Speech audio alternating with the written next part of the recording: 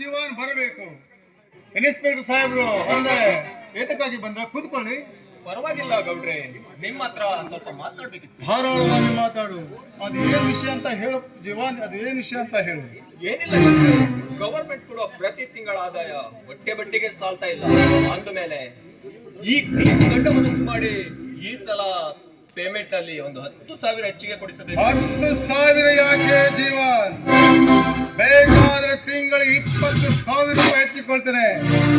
ಆದ್ರೆ ನಾನು ಮಾಡಿದ ಕೆಲಸ ಮಾತ್ರ ಸರಿಯಾಗಿ ನಿಯತ್ತಿನಿಂದ ಮಾಡ್ತಾ ಇರಬೇಕು. ಅಂದ ಹಾಗೆ ಇನ್ನೊಂದು ವಿಷಯ ಅಂತ ಹೇಳಿ ಗೌಡ್ರೆ. ನೋಡು, ನಿಮ್ಮ ಡಿಪಾರ್ಟ್ಮೆಂಟ್ ನಲ್ಲಿ ಈಗ ಬರುವ ಇನ್ಸ್ಪೆಕ್ಟರ್ ಸ್ವಲ್ಪ ಬಹಳ ಸ್ಟ್ರಿಕ್ಟ್ ಇದ್ದಾನಂತೆ. ಅವನಿಂದ ಸ್ವಲ್ಪ ಹುಷಾರಾಗಿರು.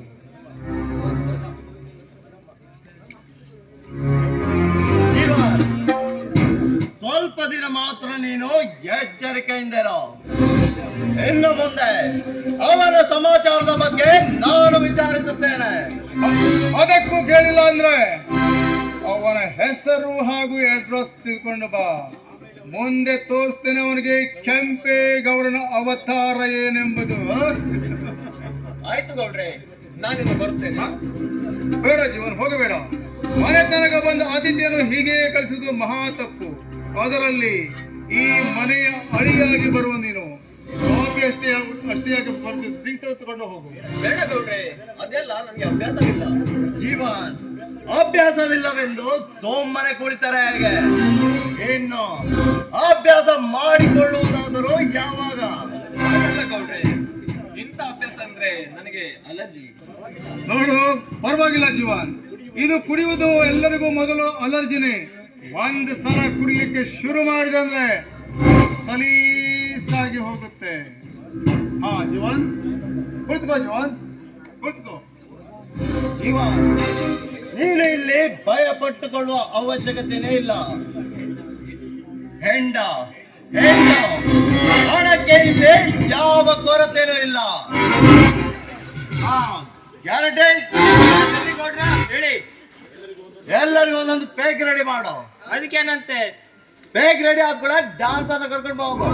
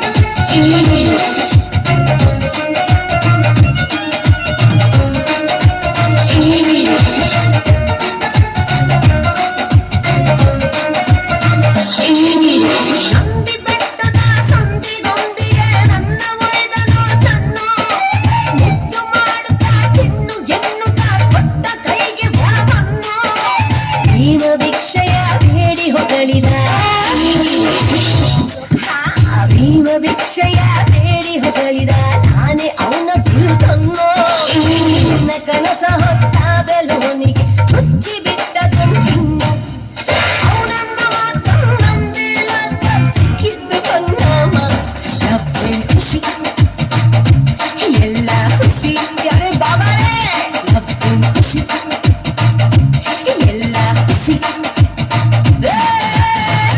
ಚಂದ ಮಾಮ ಚಂದ ಅಂದ ಪ್ರೇಮ ಅವನಂದ ಮಾತು ನಂಬಿಲ್ಲ ಸಿಕ್ಕಿದ್ದು ಪರಿಣಾಮ ಲವ್ವೆ ಖುಷಿ ಎಲ್ಲ ಖುಷಿ ಲವ್ವೆ ಖುಷಿ ಎಲ್ಲ ಖುಷಿ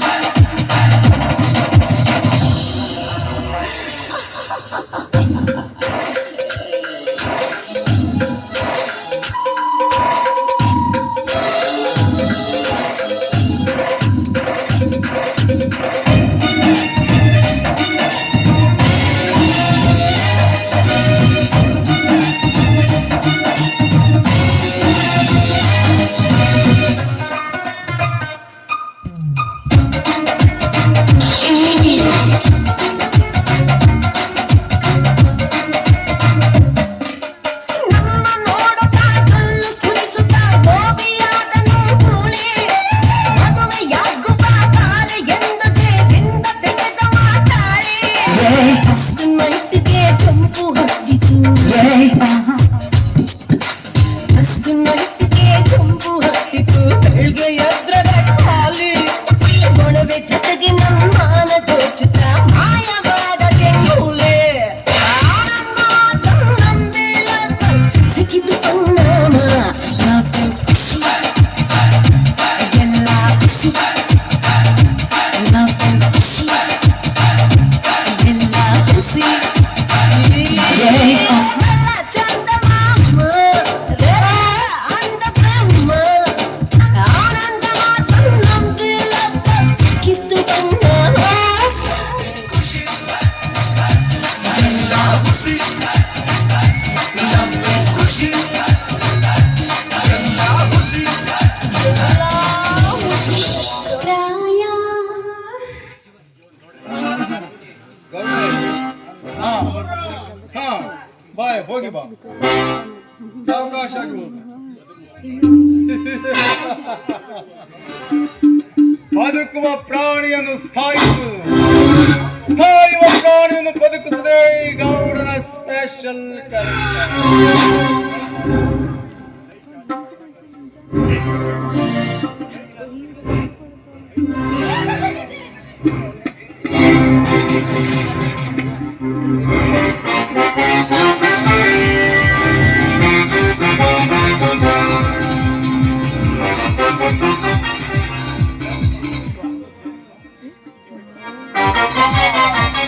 ಜಯಸಿಂಹ ಇಲ್ಲಿ ಕಾಣ್ತಾ ಇಲ್ಲದ ಹೇಳಿ ನೋಡ್ರಿ. ನೋಡಿ ಜಯಸಿಂಹ, ಯಾಕೆ ನೀನು ಒಂದ್ಸಲ ಒಂಥರ ಡಲ್ ಇದ್ದಂಗೆ ಕಾಣ್ತಾ ಇದ್ದೀರಾ? ಏನು ಏನಾದ್ರು ನೋಡ್ರಿ. ಸಮಸ್ಯೆನಾ? ಅದು ತುಂಬಾ ತೊಂದರೆ ಇದೆ. ಏನಂತ ಹೇಳಿ ಜಯಸಿಂಹ, ಅದನ್ನು ನಾನು ನಿವಾರಣೆ ಮಾಡ್ತೀನಿ. ನೋಡ್ರಿ, ನಾವು ಮಾಡುತ್ತಿರುವ ಪ್ರತಿಯೊಂದು ಕಾರ್ಯಕ್ಕೆ ಅಡ್ಡಿಯಾಗಿ ಬರುತ್ತಿದ್ದಾನೆ ಆ ನಾರಾಯಣನ ಸಾಕು ಮಗ ಬಹದ್ದೂರ್. ಅಷ್ಟೇ ಅಲ್ಲದೆ ನಿಮ್ಮ ಗೌಡರಿಗೆ ನನ್ನ ಬಗ್ಗೆ ಎಚ್ಚರಿಕೆ ಇರಲಿ ಅಂತ ಹೆದರಿಸ್ತಾ ಇದ್ದಾನೆ ಗೌಡ್ರೆ. ಓ ಜಯಸಿಂಹ, ನಾವು ಹಾಲು ಉಣಿಸಿದ ಘಟ ಸರ್ಪ ನಮಗೆ ಬುಸು ಕೊಡ್ತಾ ಇದ್ದಾನಂದ ಮೇಲೆ ಆ ಹಾವಿನ ಹಲ್ಲನ್ನು ಕೀಳುವ ಹಾವಾಡಿಗ ನಾವು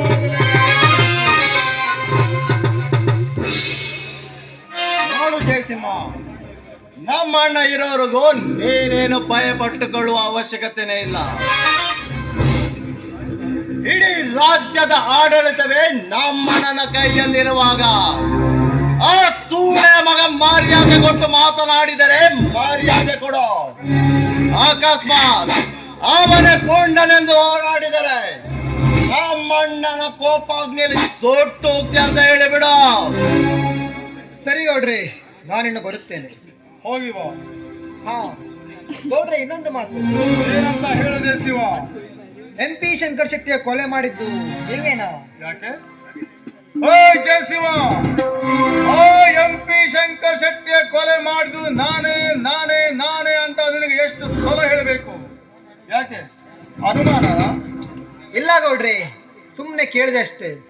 ಸರಿ ಗೌಡ್ರೆ, ನಾನಿನ್ನು ಬರುತ್ತೇನೆ. ಹೋಗಿ ಬಾ ಜಯಶಿವ, ಹೋಗಿ ಬಾ. ಅಣ್ಣ, ನನಗೆ ಇವನ ಮೇಲೆ ಅನುಮಾನ ಬರ್ತಾ ಇದೆ. ಯಾಕೆ? ಇವನೊಬ್ಬ ಡೇಂಜರ್ ಮನುಷ್ಯ ಅಂತ ನನಗೆ ಅನಿಸುತ್ತಿದೆ. ಕದಂಬ, ನಾವು ಸ್ವಲ್ಪ ಜೀವನಿಂದ ಎಚ್ಚರಿಕೆಯಿಂದ ಇರಬೇಕು. ಓರ್ ಕದಂಬ, ಇಂಥ ಸಣ್ಣ ಪುಟ್ಟ ವಿಷಯಕ್ಕೆಲ್ಲ ತಲೆ ಕೆಡಿಸ್ಕೊಳ್ಬಾರ್ದು. ಬಾ, ಒಳಗೆ ಹೋಗಿ ಎಲ್ಲ ಡಿಸೈಡ್ ಮಾಡುವ. ನಡೆ ಅಣ್ಣ.